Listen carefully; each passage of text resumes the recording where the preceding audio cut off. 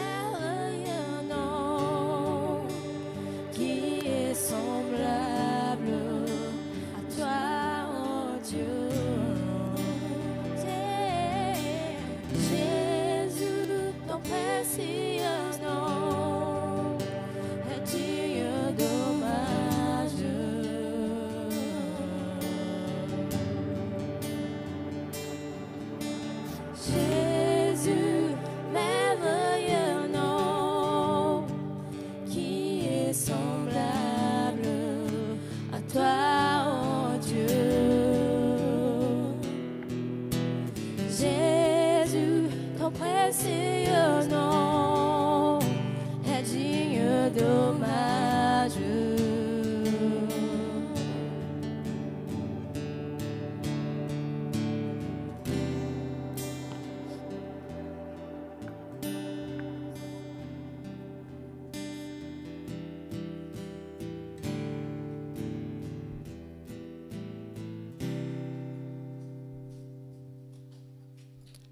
Amen. La paix du Seigneur. Bonjour tout le monde. Alléluia.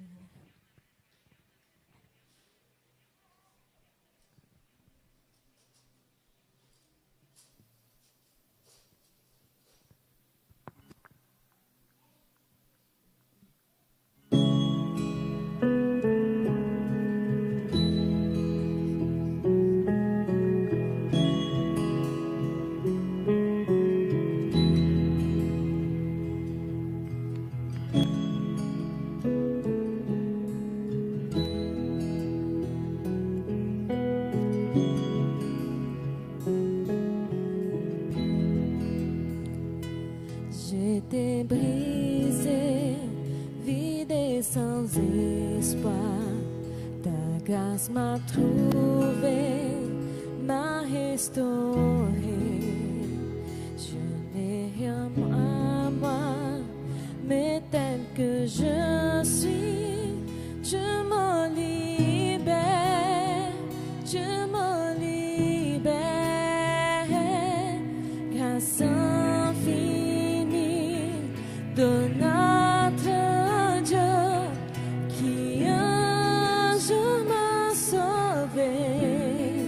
Oh, j'allais de lion en lion quand tu m'as retrouvé. Et maintenant je vois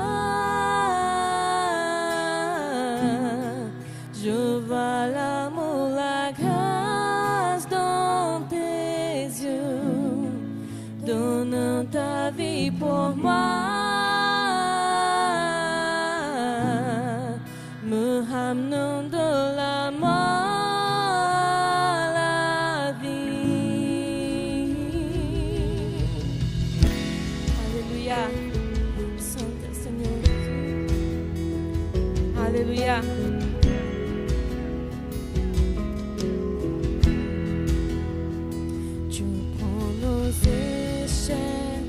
Tu prends nos faiblesses, ta place ton trésor dans de vases d'argile. Prends mon cœur, Père, je veux te servir pour que tu vois ta vie en moi. Grâce infinie de notre Dieu qui un jour m'a sauvé. Oh, j'allais de lion en lion quand tu m'as retrouvé. Et maintenant je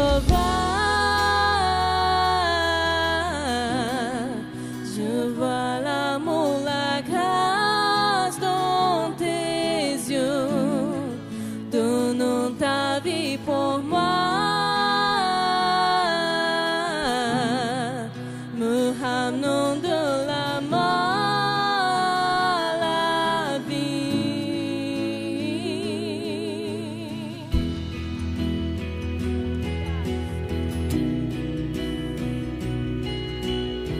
Alléluia, Seigneur. Tu es Saint Jésus, tu m'as sauvé, Seigneur. Alléluia.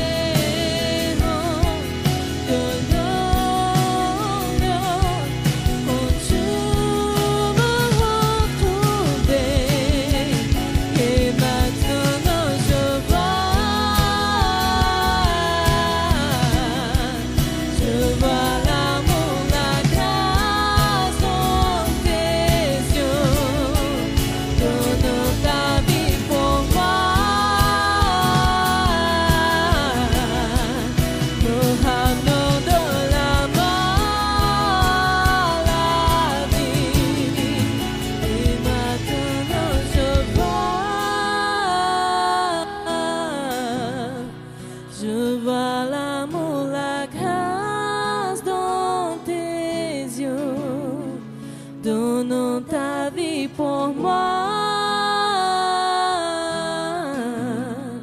me ramenant de la mort à la vie. Amen.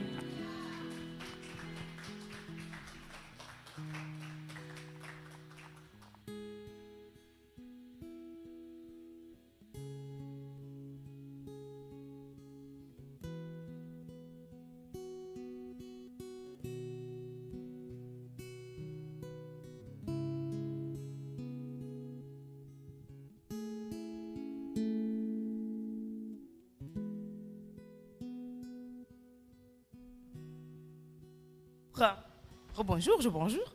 Donc maintenant, on va passer la parole à monsieur qui va présenter les visiteurs. N'est-ce pas? Oui. Monsieur Elias. Ah, eu disse assim, tem mais do que um. Tem ali. Elias, cours.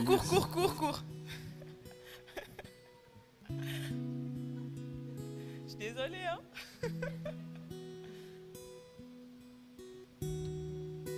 Alors, monsieur, on va présenter les visiteurs. Bonjour à tous, avec la paix du Seigneur. Maintenant, on va présenter tous ceux qui viennent nous visiter pour la première fois. Je n'ai pas la liste. Et on a la liste, non? Vous pouvez faire un signe, celui qui est là pour la première fois.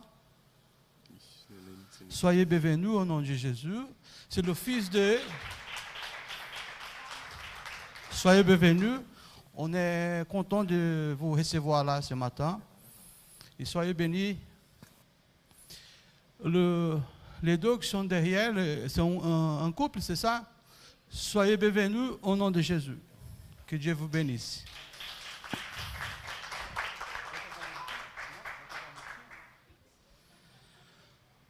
Ok.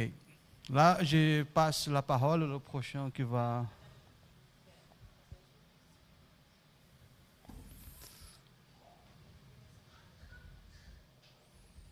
Et encore une fois, soyez bienvenus.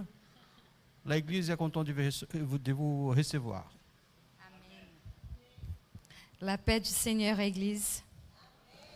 J'espère que vous allez bien aujourd'hui. Je suis contente d'être là.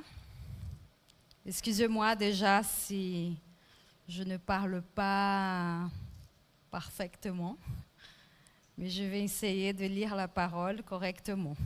Amen. Bon, on va lire en Exode, chapitre 25, versets 1 et 2. L'Éternel parle à Moïse et dit, « Parlez aux enfants d'Israël qu'ils m'apportent une offrande, vous la recevrez pour moi de tout homme qui la fera de bon cœur. Voici qu'est-ce que vous recevrez d'eux en offrande, de l'or, de l'argent et du bronze. » On voit déjà qu'à l'époque de Moïse, Dieu nous a donné déjà l'ordre de venir et de donner un peu de tout ce qu'il est en train de nous donner tous les jours. Et j'espère que chacun ici a la volonté et qu'on puisse remercier le Seigneur avec nos offrandes de tout ce qu'il est en train de faire pour nous à chaque instant. Je vois que tous ici, on est en bonne santé, nos enfants sont en bonne santé. Dieu nous donne du travail, il nous donne la joie de vivre. On est là le dimanche matin, content d'être à l'église, de voir qu'on a un temple où on peut louer, où on peut parler avec le Seigneur par la grâce de Dieu. On sait très bien qu'il y a beaucoup de monde dans le monde qui n'ont pas l'opportunité que nous on a d'être là et de louer le Seigneur. Alors que nous, on puisse être reconnaissants et remercier le Seigneur avec nos offrandes, avec nos dîmes, que Dieu nous donne tous les jours. On fait juste le rendre un tout petit peu de tout ce qu'il est en train de nous donner tous les jours. Donc je compte sur vous pour que l'œuvre du Seigneur continue, pour qu'il nous en puisse de plus en plus venir et prier et louer le Seigneur avec tout ce qu'il nous donne tous les jours. Amen. Gloire à Dieu.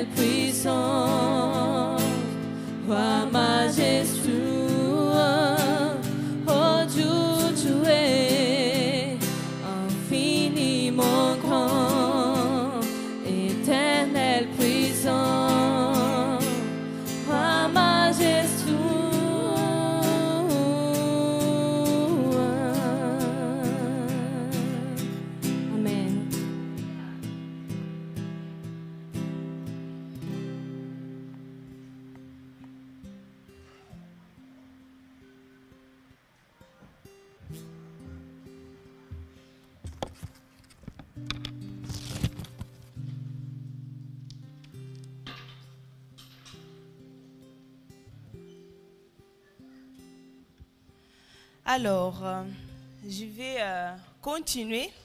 Je vais lire un petit passage comme nous faisons tous les matins.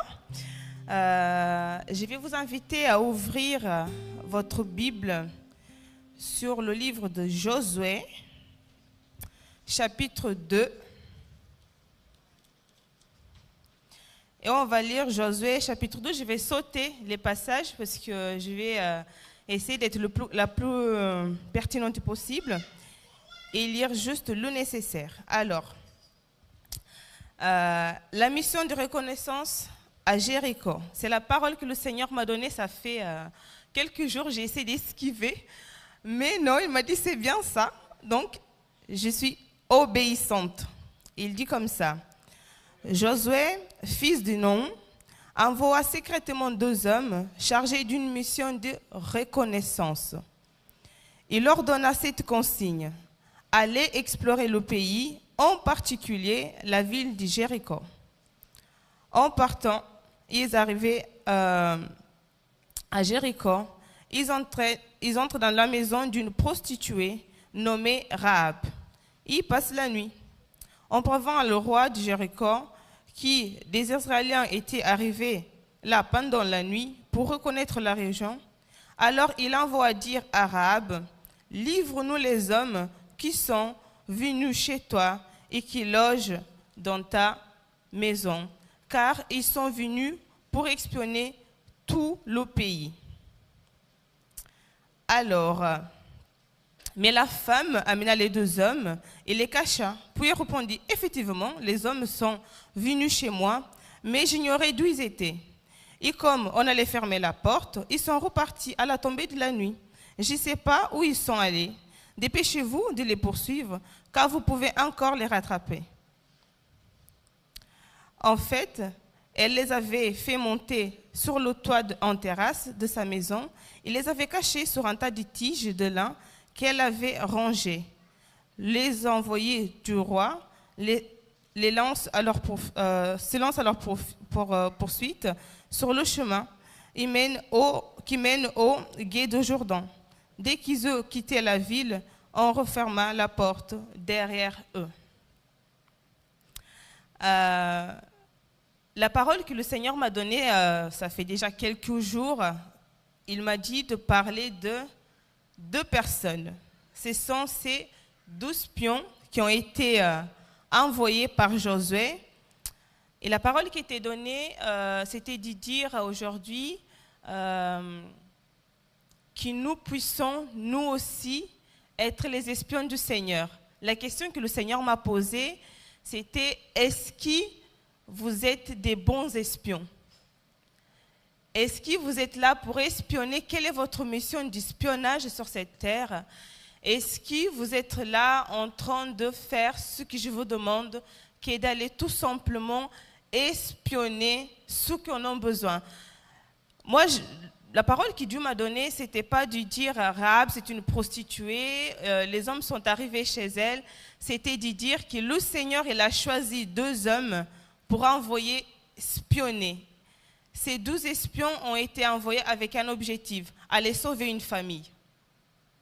Ils sont partis pour sauver une famille. Au-delà d'espionner pour que Jéricho tombe, c'était d'abord sauver une famille. Et cette prostituée qui était très intelligente, il faut le dire, parce que on a tendance à penser, non, elle a fait juste ça comme ça. Non. Dieu m'a dit, quand je lisais ce passage, quel genre d'espion vous êtes? Est-ce que vous êtes là pour ramener mes paroles? Est-ce que vous êtes là pour servir? Est-ce que vous êtes là? Josué, il a envoyé les 2 hommes. Mais ces 2 hommes-là, quand ils sont partis espionner, mais ils sont partis plus que du espionnage, ils sont partis voir une personne. Et cette personne-là, c'était la seule qui a été sauvée avec sa famille. Et la parole encore que Dieu m'a dit, est-ce que toi tu espionnes bien? Est-ce que tu espionnes les gens dans ton entourage? Tu espionnes bien dans ton travail? Est-ce que tu espionnes bien là où tu vas? Moi, j'ai été espionnée par une personne. C'est une personne, quand j'étais à l'école, je dois avoir vers mes 17 ans, qui m'avait parlé de l'église. Il m'a dit, viens avec toi, j'ai trouvé ça trop bizarre. Mais j'ai eu l'opportunité d'avoir une personne qui est venue en espion. Dieu envoie toujours quelqu'un pour espionner quelqu'un. Dans ce monde, il y a personne qui n'a jamais entendu parler de Dieu. Personne. Qui s'assoit par n'importe quel moyen, il y a une personne sur cette terre.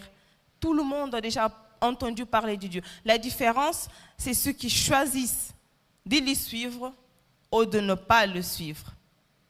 Et plus loin dans le passage, on entend dire que Rahab, elle dit, « Je sais que l'Éternel vous a donné le pays. La terreur s'est emparée de nous et nous, les habitants de la région, nous sommes pris en panique à cause de vous. Car nous avons entendu que l'Éternel a mis à sec l'eau de la mer Rouge devant lorsque vous êtes sortis d'Égypte.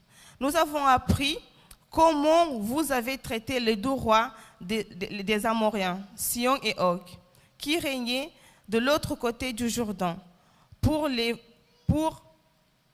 vouer à l'Éternel en exterminant. Depuis, nous avons entendu des nouvelles. De cœur nous manque, et personne n'a plus le courage de vous tenir tête. En effet, c'est l'Éternel, votre Dieu, qui est Dieu en haut dans le ciel, ici bas sur la terre. En continuant, on a d'abord le passage qui est l'espionnage. C'est où le Seigneur, par le biais de Josué, envoie les espions qui sont partis espionner. Ils ont fait leur travail. La deuxième partie, c'est Rahab elle-même qui dit qu'elle reconnaît les faits. Elle avait entendu parler de ça, une prostituée, mais elle a entendu parler de Dieu à quelque part. Elle-même, elle lui dit, je sais que l'Éternel vous a donné. C'est parce qu'elle a entendu parler à quelque part. Donc le message n'est pas, avant que les espions arrivent, Rahab était déjà au courant qu'il existait un Dieu. Ce n'était pas une nouvelle pour elle. Elle le savait, mais il fallait quelqu'un pour arriver chez elle, pour qu'elle puisse constater ça d'elle-même. Dieu envoie toujours quelqu'un vers nous pour qu'on puisse avoir l'opportunité de le reconnaître d'une autre manière. Parce que parfois il nous parle, on n'écoute pas. Il trouve d'autres solutions. Et la stratégie, c'était de les envoyer ces espions-là chez elle, chez une prostituée, mais qui était une prostituée par le passé, parce qu'elle ne deviendra plus. Même si on n'a pas la suite de l'histoire, on sait qu'elle a reconnu Dieu et ses œuvres. Et la finale, c'est la troisième partie de la reconnaissance, c'est que Dieu a sauvé Rahab et sa famille. Donc nous avons les gens qui nous espionnent, les envoyés du Seigneur. C'est à nous de choisir si on veut l'écouter ou pas. Rahab pouvait bien dire, mais bon, moi, ces hommes-là, ils peuvent venir chez moi, mais moi, je m'en fiche, hein, qu'ils débarquent, ça ne change rien.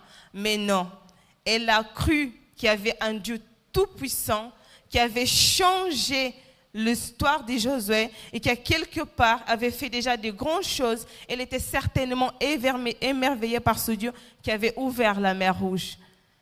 Une prostituée qui savait qu'il existait un Dieu.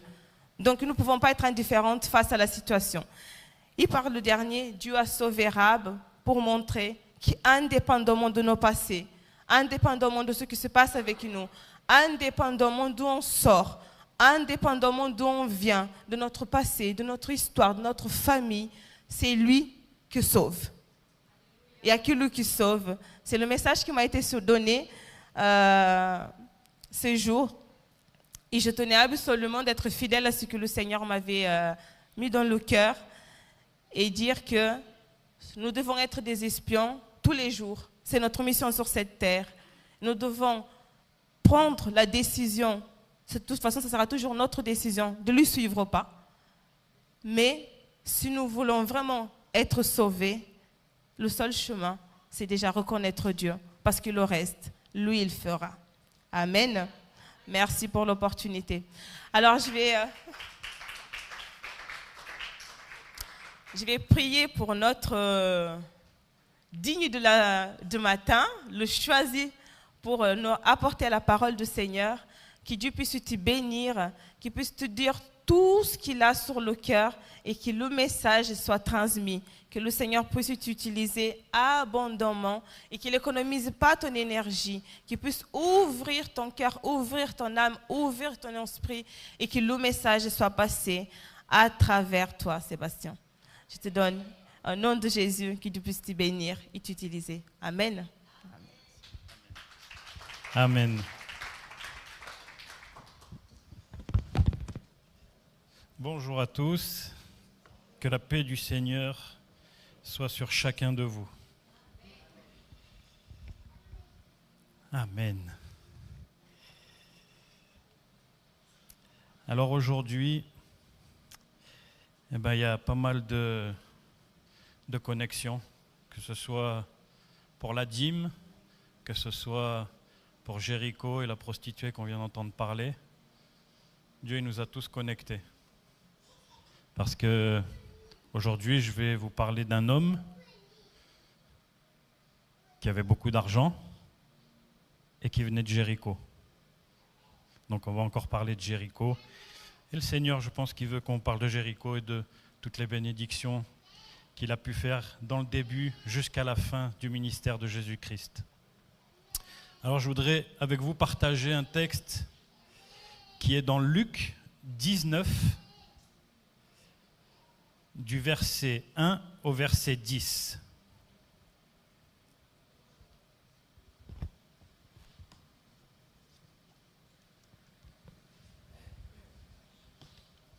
Merci.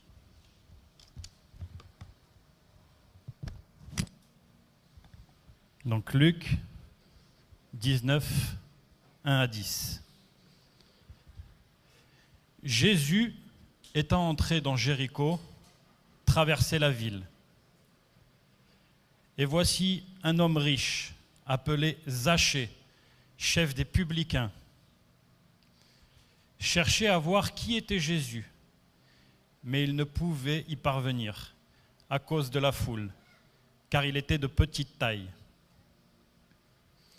Il courut en avant et monta sur un sycomore pour le voir, parce qu'il devait passer par là.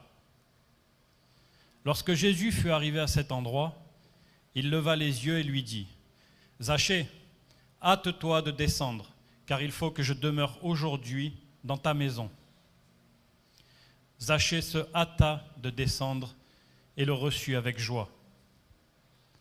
Voyant cela, tous murmuraient et disaient : « Il est allé loger chez un pécheur, chez un homme pécheur. » Mais Zachée, se tenant devant le Seigneur, lui dit, « Voici, Seigneur, je donne aux pauvres la moitié de mes biens, et si j'ai fait tort de quelque chose à quelqu'un, je lui rends le quadruple. » Jésus lui dit, « Le salut est entré aujourd'hui dans cette maison, parce que celui-ci est aussi un fils d'Abraham. Car le Fils de l'homme est venu chercher et sauver ce qui était perdu. » Amen. Amen. Pour commencer, il faut savoir qu'à ce moment-là, c'est Jésus qui passe à Jéricho, et c'est la dernière fois qu'il va passer à Jéricho. Parce qu'à ce moment-là, il va en direction de Jérusalem pour la Pâque, et il va accomplir ce que Dieu veut qu'il accomplisse. C'est donc la dernière fois qu'il va passer à Jéricho. Quand il arrive dans Jéricho, il est accompagné d'une foule, et dans Jéricho, il y a une foule qui l'attend. Cette foule, beaucoup veulent la bénédiction, beaucoup veulent les miracles, beaucoup veulent être sauvés par Jésus-Christ. Comme vous, comme moi, on veut être sauvé par Jésus-Christ. Alors peut-être il nous a sauvés d'une situation, peut-être il nous a sortis d'une situation, de la drogue, de la prostitution, de la vie dans le monde. Il nous a sauvés. Il nous a amenés physiquement dans son Église. Mais est-ce que vraiment je reçois le salut? Je le cherche? Est-ce que je vais chercher le salut? Est-ce que c'est parce que je suis assis dans l'Église que je suis réellement sauvé? C'est une des premières questions qu'on doit se poser. Est-ce que je suis sauvé de ma situation terrestre? Mais est-ce que j'ai vraiment obtenu le salut? Est-ce que je suis vraiment sur le chemin pour obtenir le salut dans ma vie de tous les jours? Est-ce que vraiment j'obéis à la parole? Donc pour suivre, il faut connaître un petit peu Zachée. Zachée, pour commencer, en hébreu, on dit Zakkai. Et Zakkai, ça veut dire pur, ça veut dire droit, voire certaines traductions disent juste. Donc déjà son nom, c'est un nom qui fait qu'il est appelé à être quelqu'un de droit. Mais on va voir dans sa situation qu'au départ, ce n'est pas le cas. Zachée, c'était un publicain. Un publicain, c'est un collecteur d'impôts. À l'époque, à Rome, le gouvernement de Rome, il était malin. Il utilisait les gens du peuple. Il n'envoyait pas ses propres Romains. Non, il faisait faire le sale travail aux gens du peuple. Là, il utilise Zachée, comme il utilise tous les Juifs dans les différents districts fiscaux, on va dire. Parce qu'à l'époque, il y a 3 principaux districts fiscaux que Rome utilise. C'est à Césarée, à Capharnaüm et à Jéricho. Et à Jéricho, Zachée, il est à la tête de tout Jéricho au niveau de la fiscalité, de tout le quartier, toute la région de Jéricho. Et donc, il est utilisé et les impôts sont collectés par les Juifs en général. Et donc Zachée, c'est un homme qui a beaucoup de biens, qui est riche, qui a une vie stable. Il est chef des publicains. Et dans les publicains, justement, quand on parlait des prostituées, quand on parlait de tous ces gens qui sont mal vus, à l'époque, il y avait 3 groupes qui étaient très mal vus à cette période-là. Donc on avait les Samaritains, parce que les Samaritains, c'est un mélange de peuples. Ils n'étaient pas juifs de pur sang. C'était un métissage qui vient de l'époque de la captivité assyrienne et plus tard de la captivité babylonienne. Donc le problème des Juifs avec les Samaritains, c'était un problème ethnique, historique et social. Ça vient de loin. Et pour les Juifs, j'ai trouvé une phrase qui vient de l'époque.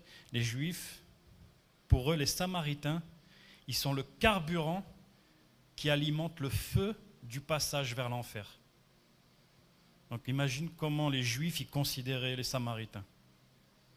Ils considéraient comme déjà des gens brûlés, voués à l'enfer. Ensuite, deuxième groupe, on avait les Romains. Les Romains ils étaient détestés aussi par les Juifs. C'était un peuple qui dominait, il ensorcelait, il envoûtait tous les peuples là où il passait. La nation romaine, elle dominait le monde à l'époque. Et l'image de leur puissance, elle avait un impact puisqu'ils mettaient leur drapeau partout, toute leur monnaie était frappée à leur effigie. Et dans tout Jérusalem et sur tout le territoire d'Israël, on voyait que Rome, que les effigies de Rome. Et ensuite, les publicains. Donc Zachée, c'était le principal des publicains. Et les publicains, ils étaient considérés comme des voleurs. On le sait, on le voit aussi dans d'autres textes avec Matthieu. Les publicains, ils sont classés parmi les prostituées. C'est fort quand même.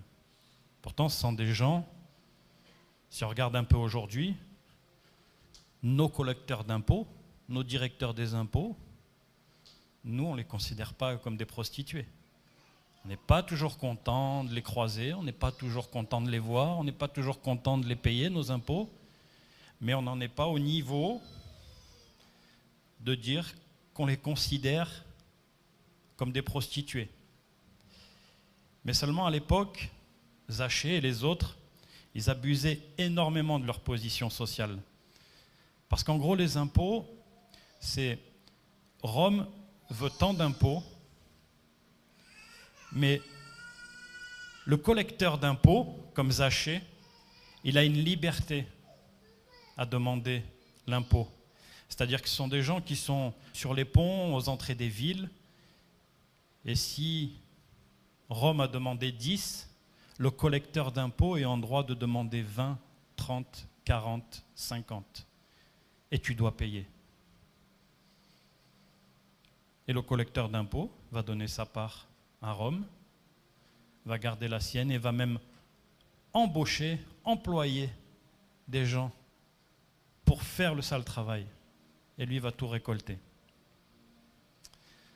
Donc voilà un peu pour parler de Zachée et sa condition. Donc tout ça, ça a été expliqué dans le verset 1 et 2. Et je voudrais qu'on passe au verset 3. Dans le verset 3, la Bible nous dit « Mais il ne pouvait y parvenir à cause de la foule, car il était de petite taille. » Donc, Zachée, un homme de petite taille. Et il n'arrivait pas à se faire un chemin pour essayer de voir Jésus qui entrait dans la ville avec la foule. Et Zachée, ce n'était pas seulement par simple curiosité qu'il voulait voir Jésus. Mais Zachée, il avait une vraie volonté de voir et de rencontrer Jésus. Il avait une volonté sincère. Parce que Zachée, il a entendu parler de la miséricorde de Jésus. Il a entendu parler des miracles qui se sont produits. Il a entendu parler de toutes les bénédictions que Jésus a fait à travers son ministère. Et je vais te rappeler une chose. Jésus, il guérit. Et Zachée, il sait tout ça. Il guérit dans ton âme, il te guérit physiquement, il te guérit spirituellement. Jésus, il fait marcher et sauter de joie les paralytiques. Jésus, il redonne la vue aux aveugles. Jésus, il redonne vie, il ressuscite les morts. Jésus, lui-même, il est vivant. Il continue de nous parler à travers la Bible et il continue ses miracles jusqu'à aujourd'hui. Moi, j'ai envie de voir Jésus. Tu as envie de voir Jésus? Mais jusqu'où je suis prêt à aller et jusqu'où tu es prêt à aller pour rencontrer Jésus? Quel prix tu es prêt à payer pour rencontrer Jésus? Et Zachée, il est prêt à payer le prix. Malgré tout ce que les gens peuvent penser de lui, Zachée, il est prêt à payer le prix. Et pour voir Zachée, pour voir Jésus dans son cœur, il a une ardeur, il a un désir brûlant. Mais seulement, il va falloir qu'il passe des obstacles. Comme le texte vient de le dire, il va falloir qu'il passe la foule. Il y a la foule devant lui, il est tout petit. Donc il va falloir qu'il passe 3 obstacles. Le premier obstacle, celui qu'on vient de parler, c'est la foule. Et la foule, c'était pas rien, parce que quand je vous dis que Zachée et les publicains étaient vus comme des prostituées, c'est-à-dire que pour eux, comme on peut le voir des fois dans la Bible, on peut s'en apercevoir, ils étaient vraiment mal aimés, mal vus, c'est-à-dire qu'à un coin de rue, un collecteur d'impôts, il pouvait se faire attraper et se faire taper. C'était se faire lapider, se faire tuer. Et là, Zachée, il a pris le risque. Zachée, il a pris le risque de sortir de chez lui, au risque de se faire lapider, au risque de se faire tuer même. Pourquoi? Parce que le peuple le considère comme un traître. Mais pour Jésus, c'est autre chose. Pour Jésus, c'est un pécheur qui est en recherche de grâce. Il est en recherche de pardon, de miséricorde, de salut. Et il veut l'atteindre, et il va l'atteindre. La foule, même aujourd'hui, elle laisse d'occasion à personne. C'est une barrière de difficulté, la foule. Elle va t'empêcher d'atteindre Jésus. Et on doit vaincre cette foule. Si tu veux recevoir le salut, si tu veux recevoir les miracles, tu dois recevoir. Si tu veux recevoir cette foule, il va falloir que tu ailles chercher Jésus. Et il va falloir que tu passes ces barrières. Les gens et l'ennemi, le diable, des barrières, ils vont en mettre plein devant toi. Ils vont construire des murs énormes, très hauts, très larges, très épais. Ils vont tout faire pour t'empêcher d'accéder à Jésus-Christ. Il y a sûrement une foule qui va t'empêcher de recevoir Jésus. Il y a sûrement une foule qui va t'empêcher de venir à l'église. Il y a sûrement une foule qui va t'empêcher de lire la Bible. Il y a une foule qui va t'empêcher de te mettre à genoux. Il y a une foule qui va te perturber dans ta vie de tous les jours. Il y a une foule qui va faire que quand tu vas rentrer, tu ne vas pas vouloir ouvrir la Bible quand tu vas rentrer chez toi. Mais j'ai une bonne nouvelle pour toi. Jésus, il nous a laissé le meilleur outil. Il y a des barrières, il y a des murs. Jésus t'a laissé un marteau-piqueur. Le meilleur des marteaux-piqueurs qui va détruire tous ces murs et toutes ces barrières qui t'empêchent d'aller vers Jésus-Christ. La parole, c'est la meilleure arme et le meilleur outil que tu auras pour détruire ces barrières. Le deuxième obstacle pour Zachée, c'était sa richesse. Zachée, il a dû quitter le confort de chez lui pour aller jusque dans la rue, prendre ses risques. Parce que la richesse, elle génère un vide dans le cœur des gens. Quand on est riche, on se préoccupe que des choses matérielles, que des choses superficielles, et on oublie complètement Jésus. Quand on est dans l'église et que Dieu nous bénit, et qu'on est un chrétien fort, qu'on est là tout le temps, et que Dieu te bénit dans ton travail, dans ta situation financière, combien de nous on a vu des gens, quelle que soit la charge dans l'église, se dévier de Dieu parce que c'est bon, moi, j'ai de l'argent, je suis tranquille. De temps en temps, je retourne à l'église, mais l'argent, ça pourrit les gens. L'argent, si tu ne restes pas focalisé sur Dieu, l'argent que Dieu t'a donné, si tu en fais un mauvais usage, ça va t'écarter de Dieu. Et donc, on n'a que des préoccupations matérielles. On ne voit plus notre vie spirituelle, on ne voit plus Jésus. Le troisième obstacle que Zachée il a dû passer, c'était à cause de sa taille. Zachée était tout petit. Donc tout petit, au milieu de la foule, il ne voit rien.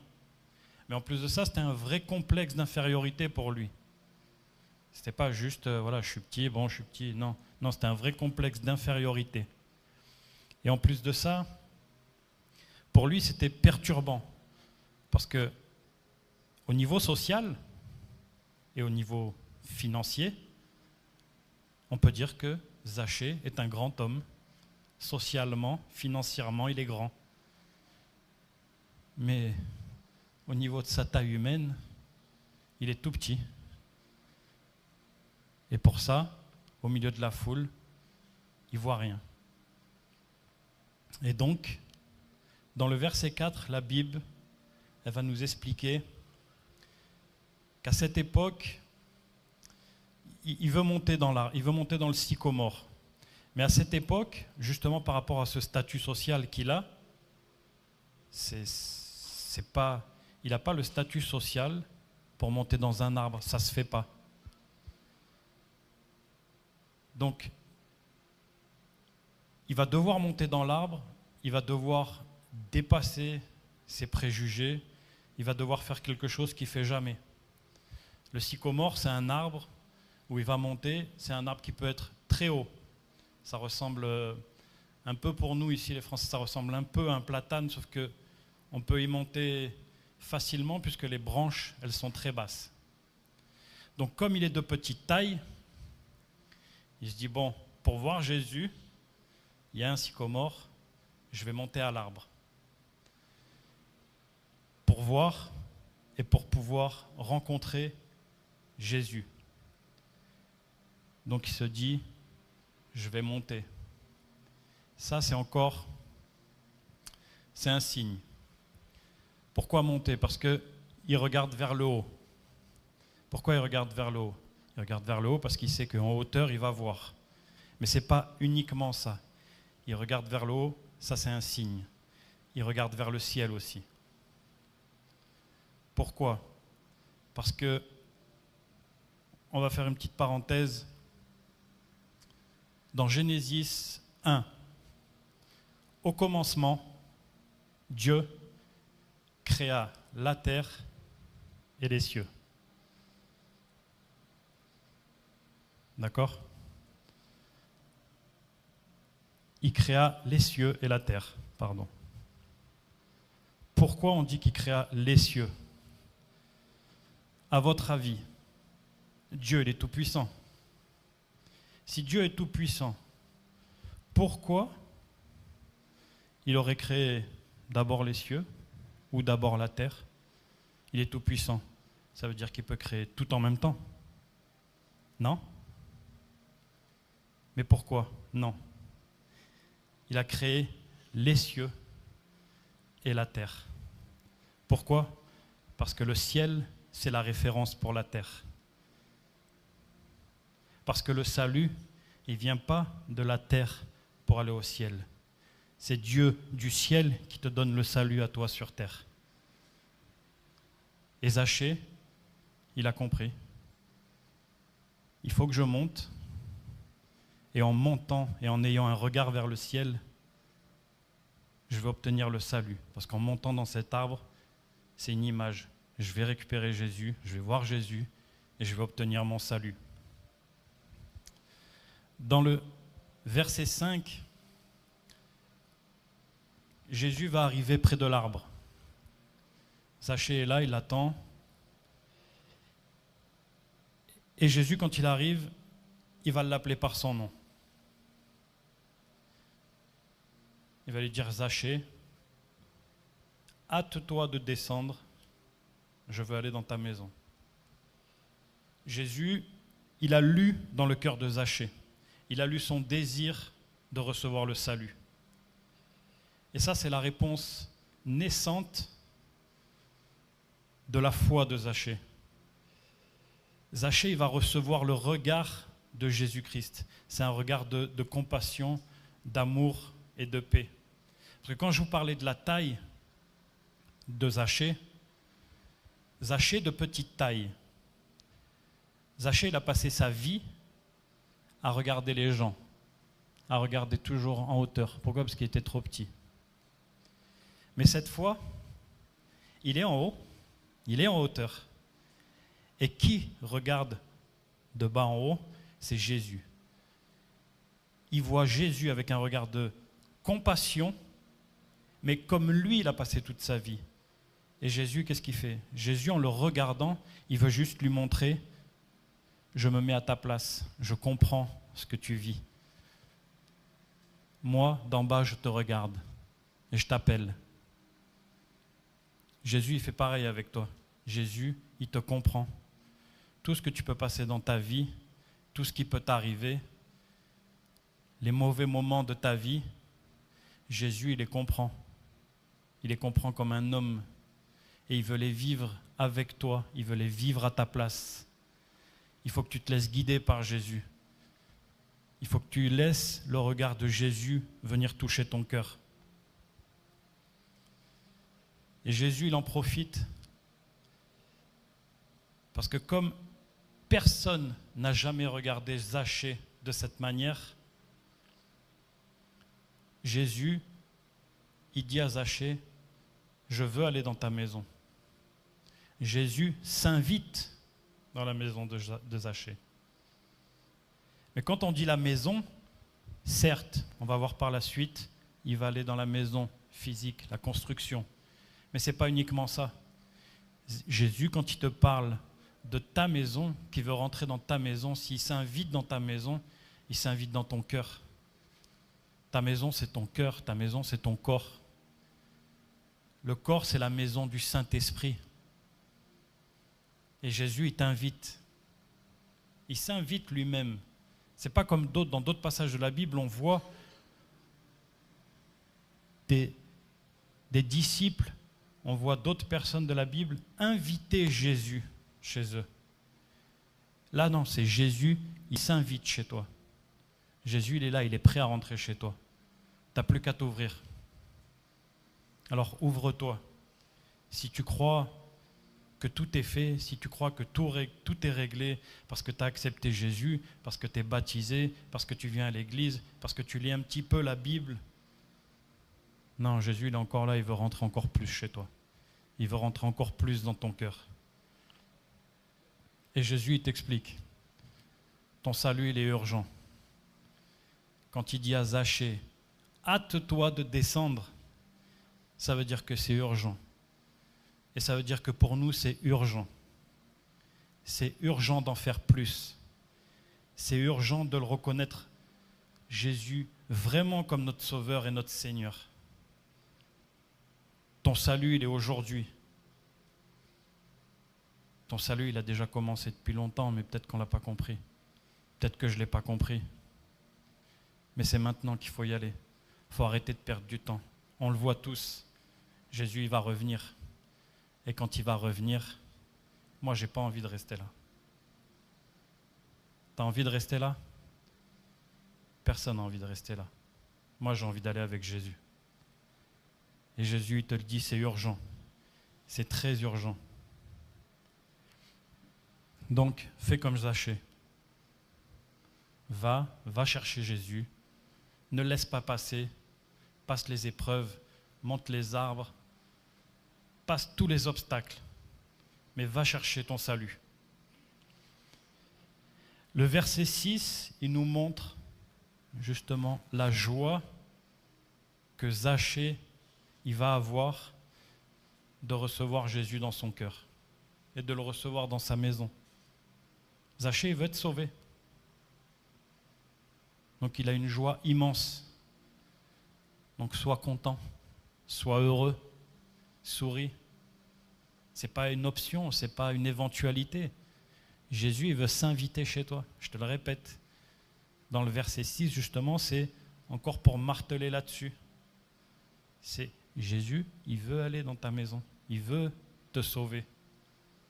Donc sois content et la joie de savoir que Jésus veut être avec toi.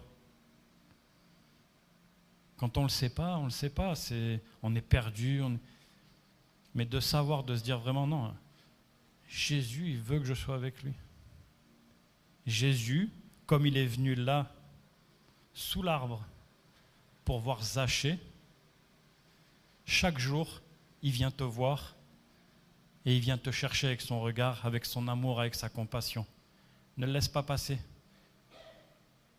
Comme à Jéricho, c'est son dernier passage à Jéricho. Peut-être qu'aujourd'hui, c'était le dernier passage pour nous tous, pour l'Église, pour un de nous, pour quelqu'un de notre famille, et il va le laisser passer. Ne le laisse pas passer. Accroche-toi, passe tous les obstacles, parce que Jésus, c'est ce qu'il y aura de mieux dans ta vie. Et dans tout ce cheminement, ne murmure pas, ne chuchote pas, ne critique pas quand Jésus sauve quelqu'un. Ça, c'est une habitude que l'être humain il a pris, et c'est horrible, c'est terrible de toujours parler des autres. Si Jésus il sauve ton voisin, amen. Ça veut dire que peut-être ton voisin il fait tout ce qu'il faut. Si Jésus ne te sauve pas, regarde-toi dans le miroir, c'est peut-être toi qui as un problème. Si Jésus il est là et qu'il te dit je viens te chercher, mais que tu ne fais pas tout ce qu'il faut, que tu restes chez toi, Zachée il aurait pu rester chez lui, et dire il y a Jésus qui vient, si Dieu veut il viendra chez moi. Non, il faut aller faire l'effort, il faut se lever, il faut aller travailler, il faut prendre dans ses mains les bénédictions que Dieu il a pour chacun de nous. Il faut lire la parole. Si tu ne lis pas la Bible, je vais être un peu cru, mais c'est mort. Si tu ne pries pas, c'est mort. Le salut, il ne vient pas. Arrête de rêver. Arrête de croire que c'est bon, moi je crois un peu, je vais un petit peu à l'église. Non, arrête avec ça.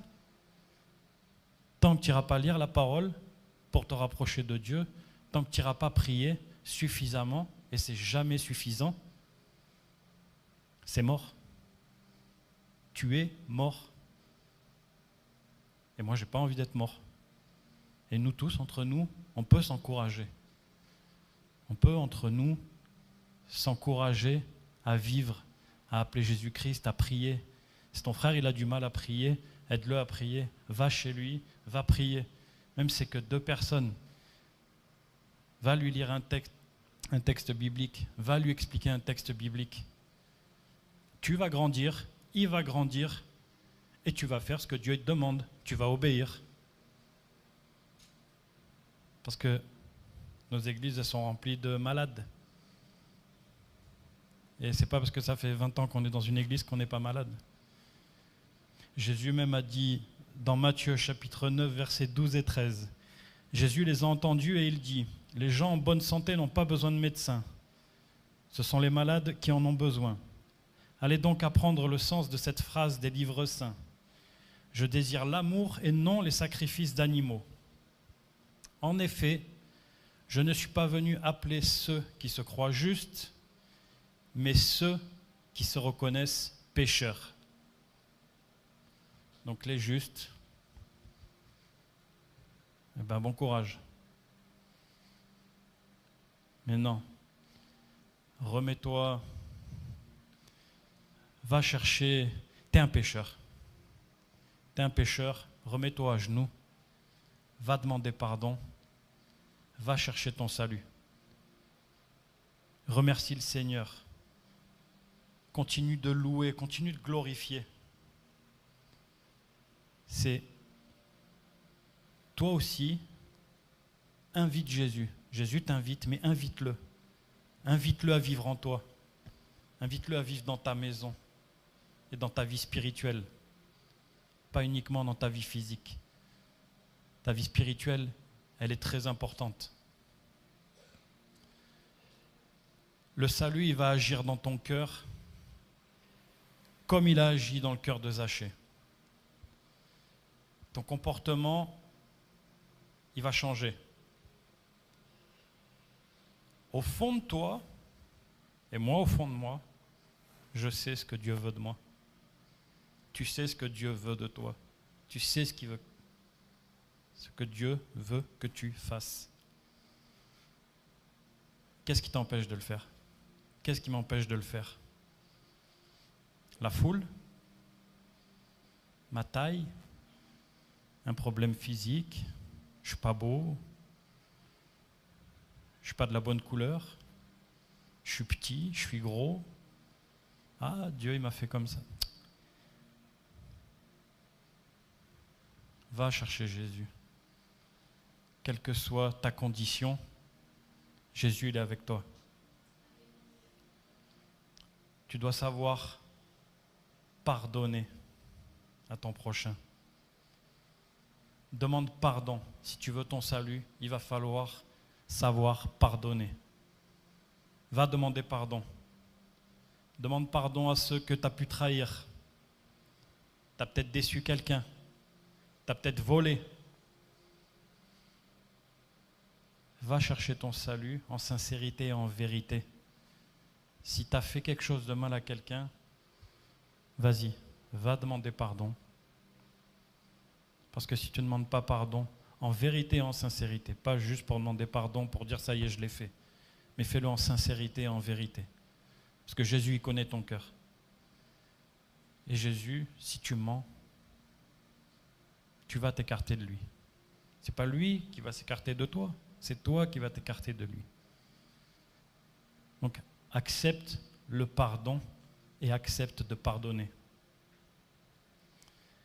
Jésus, il va confirmer le salut de Zachée. Il va lui dire qu'il est le fils d'Abraham. Moi aussi, j'ai envie d'être le fils d'Abraham. Qui n'a pas envie d'être le fils d'Abraham?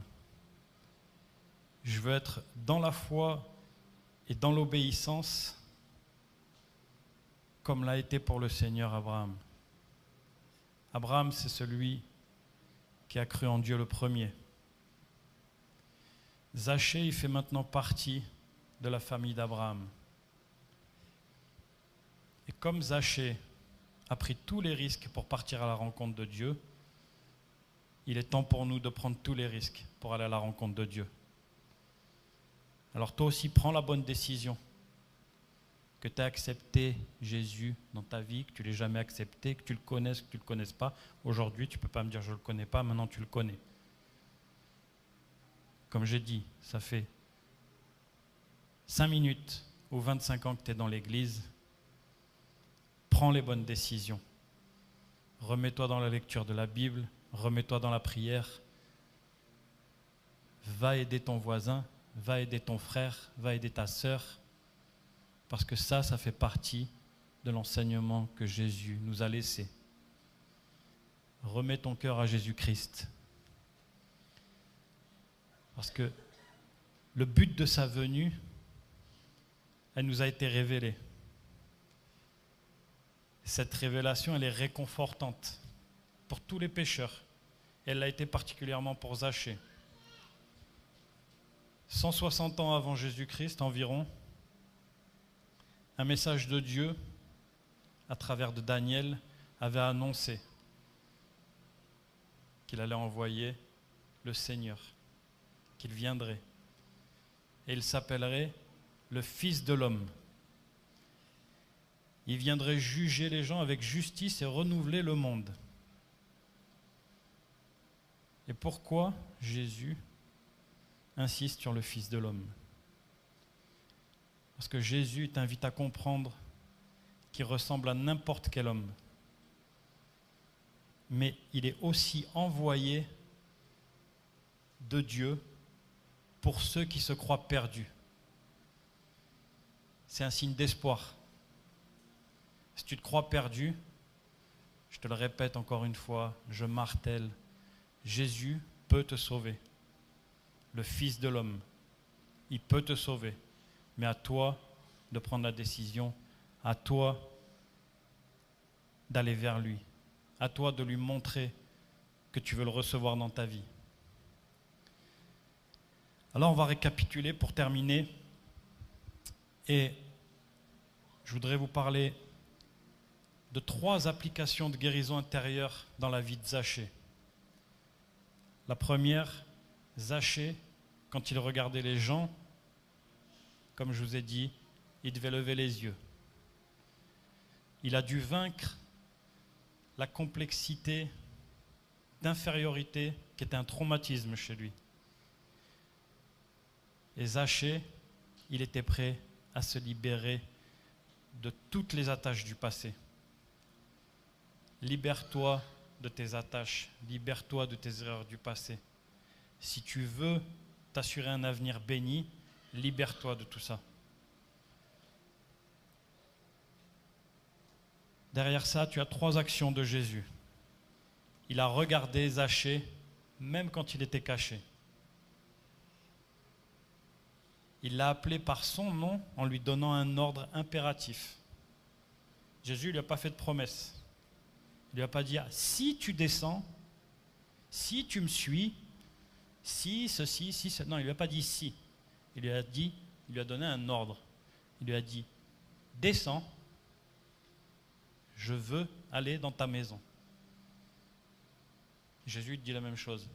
Il n'est pas en train de te demander ton avis. Moi, je te pose des questions, je te le fais sous forme de questions, mais Jésus ne te le fait pas sous forme de questions. Jésus, il t'a déjà ordonné de l'accueillir dans son cœur. Et c'est toi qui le refuses. Si tu ne l'as pas accepté, c'est toi qui le refuses. Si tu ne vis pas avec lui, c'est toi qui ne veux pas. Si tu as décidé d'avoir un pied dans l'église et un pied dans le monde, c'est toi qui décides de rester comme ça. Jésus, il a présenté son projet à l'homme qui était caché dans le figuier.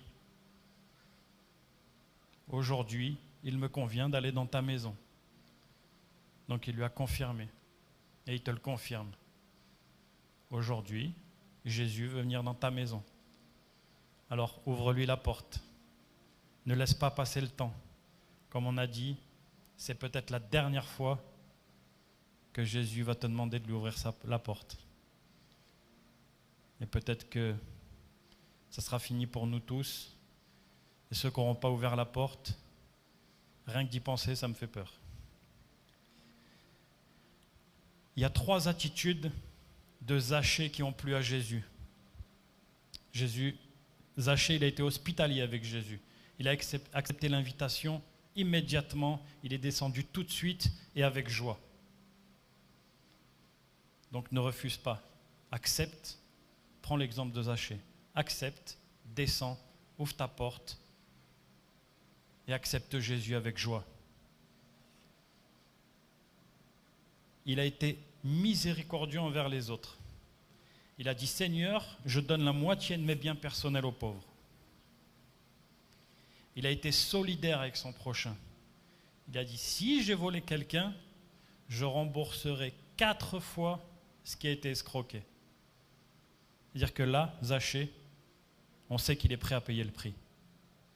Là, on parle du côté financier, mais ce n'est pas que le côté financier. Il est prêt à payer tous les prix. Le côté humain, le côté financier, le côté spirituel. Il sait que ça va être difficile, mais il est prêt. Et il est prêt avec joie. Zachée, il a ouvert 3 portes à Jésus. La porte de sa maison, la porte de son cœur, pour recevoir la parole et la présence de Jésus. Et il a ouvert sa poche, il a ouvert son portefeuille. Ces 3 points importants.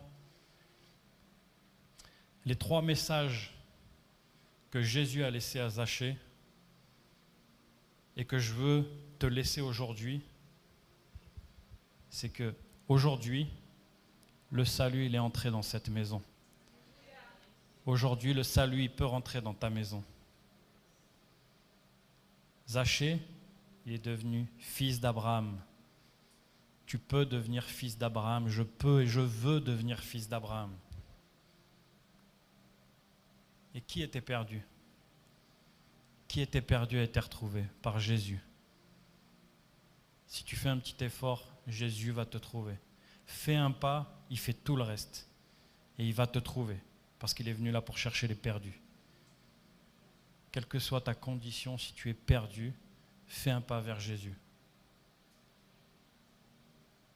Zachée a été trouvé par Jésus et sauvé par la grâce pour être le fils d'Abraham. On veut aujourd'hui être les fils d'Abraham. Vous êtes les fils d'Abraham. Jésus vous a trouvé et veut vous sauver par la grâce. Alors je vais t'inviter à te lever et à prier. Et on va prier ensemble pour que chacun de nous, chacun dans son cœur, on sait de quelle manière on doit être sauvé. Si tu as envie de revenir vers Jésus, si tu as envie d'accepter Jésus dans ta vie, on va prier pour toi. Si tu as envie de revenir, si tu étais un peu écarté, si tu veux venir devant ou si tu veux rester à ta place et recevoir ta prière, si tu as envie que Jésus il s'invite, fais un signe, viens voir quelqu'un de nous, mais ne le laisse pas passer. C'est la dernière fois qu'il va passer dans Jéricho. Il va faire son œuvre. Ne le laisse pas passer. Prie pour ton frère, prie pour ta sœur, prie pour ton patron, pour ton voisin, pour ta voisine. Prie pour tous ceux qui ne connaissent pas ou qui ne veulent pas entendre la parole. Prie pour tous ceux qui ne la connaissent pas assez. Prie pour toi-même, pour que tu puisses parler en français. C'est pour ça que je suis content que tu sois là aujourd'hui, parce que j'essaye de t'expliquer le plus simplement possible pour que tu puisses toi-même aller réexpliquer la même chose. Si tu dois réutiliser mes mots, réutilise mes mots, j'utilise les mots d'autres, du moment que le message il est passé. Si le message, moi, je l'ai reçu dans mon cœur et qu'aujourd'hui je te le donne, si tu peux le donner à quelqu'un qui ne croit pas et qui va le recevoir dans son cœur, alléluia. N'aie pas honte, je ne parle pas bien français, ce n'est pas grave. Dieu va faire le reste.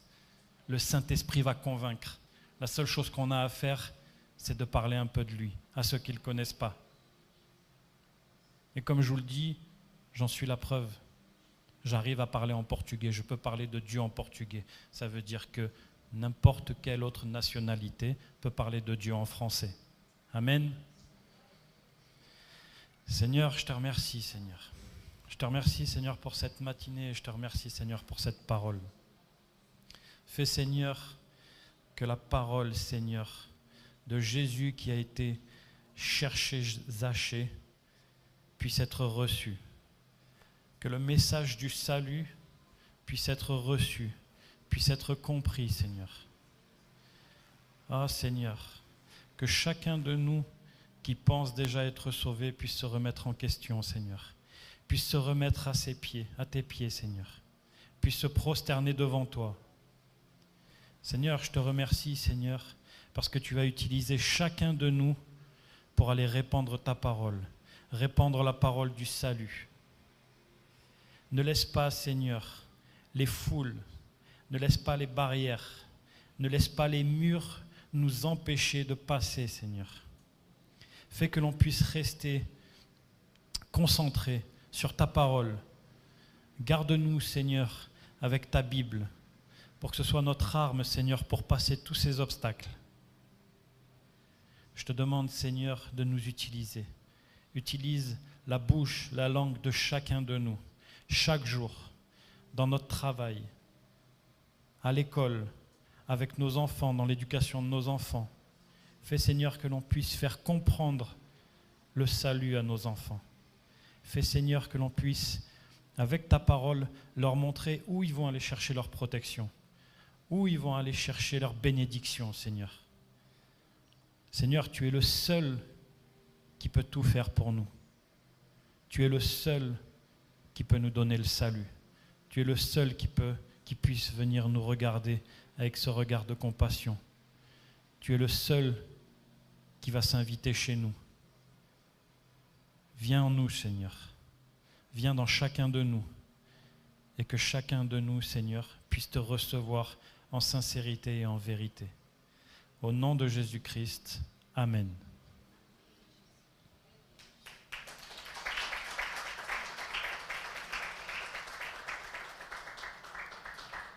Merci à tous. Comme de coutume, je vais appeler mon pasteur pour finir ce culte merveilleux. J'espère que vous avez reçu ce message, que vous allez pouvoir le transmettre et que ceux à qui vous allez le transmettre vont le transmettre et qui vont le transmettre et qui vont le transmettre jusqu'à ce que réellement Jésus fasse son dernier passage. N'oubliez pas, il va revenir et on ne doit pas le laisser passer. Bonjour, la paix du Seigneur à tous. Amen. Gloire à Dieu pour cette parole. Sébastien a déjà prié. Maintenant, je donne la bénédiction apostolique. Amen. Que la grâce du Seigneur Jésus-Christ, l'amour de Dieu et la communication du Saint-Esprit soient avec vous tous. Amen. Amen. Que Dieu vous bénisse. Amen.